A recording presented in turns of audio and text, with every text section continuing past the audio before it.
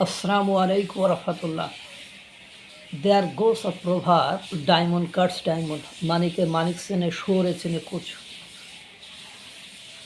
ভারতকে পুরো বিশ্ব জ্ঞানীগুণী মুনি ঋষিদের যোগীদের ধ্যান এপিজে আব্দুল কালাম, সুভাষচন্দ্র বসু, জওহরলাল নেহরু, অমর্ত্য সেন, রবীন্দ্রনাথ ঠাকুর, এরকম নাম না জানা, আমার নখদর্পণে না থাকা বা এই মুহূর্তে আমি এতগুলো নাম বলতে চাচ্ছি না, এদের জ্ঞান গরিমায় ভরা একটি রাষ্ট্র ভারত, এবং তাদের কাছে জ্ঞান চর্চার যথার্থ মূল্যায়ন আপনারা পাবেন।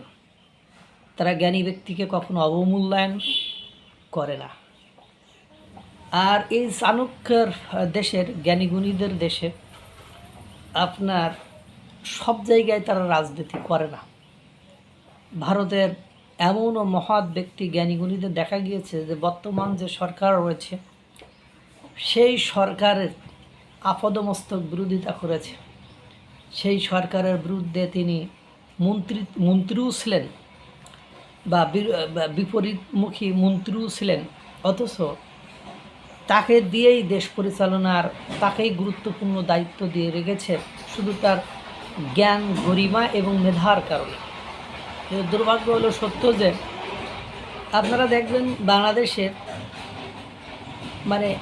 আমি যেহেতু রাষ্ট্রবিজ্ঞানের ছাত্র, সেহেতু একটা কথা আমি স্পষ্ট জানি, কোনো মানুষ রাজনীতির বাইরে নয়। কেউ প্রকাশ্যে রাজনীতি করে, কেউ পেছনে রাজনীতি করে। গত দুদিন আগেও আমার ইউনিভার্সিটির এক ছোটো ভাই, সে সরকারি জব করে, আমারে বলছে, ভাই জবের ভেতরে যে কী পরিমাণ লবিং চলে বা কী পরিমাণ লিয়াজু বিটঘেটে অবস্থা আপনারা বলে শেষ করা যাবে না।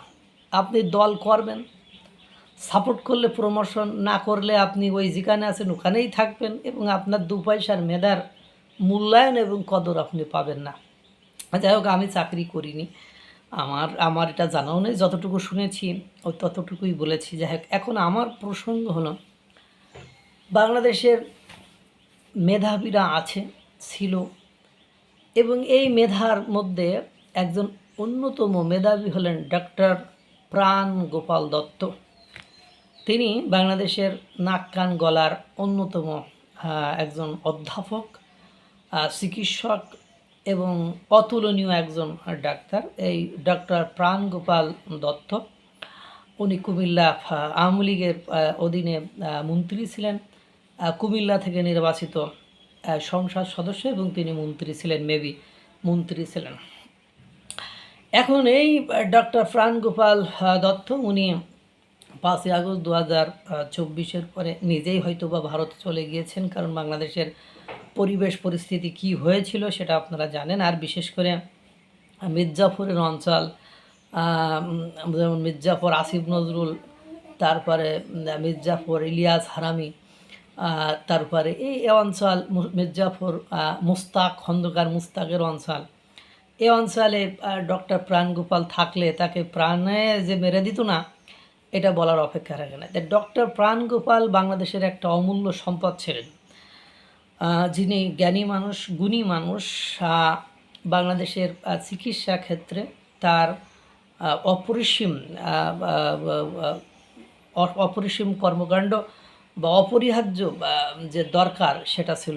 দুর্ভাগ্য হলো সত্য যে দিন শেষে আমরা দেখেছি ডক্টর প্রাণগোপাল এখন ভারতে রয়েছেন।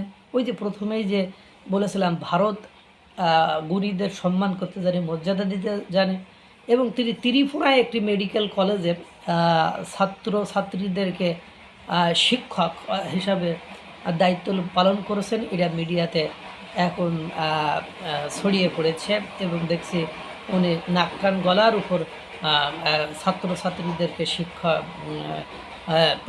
প্রশিক্ষণ দিচ্ছেন। দেখেন, তারা মেধাকে ঠিকই কাজে লাগালো, আর আমাদের দেশের মেধাটাকে আমরা কাজে লাগাইতে পারলাম না। এটাই আমাদের ব্যর্থতা। আল্লাহ তাআলা সকলকে ভালো রাখুক, সুস্থ রাখুক। আসসালামু আলাইকুম ওয়া রাহমাতুল্লাহ।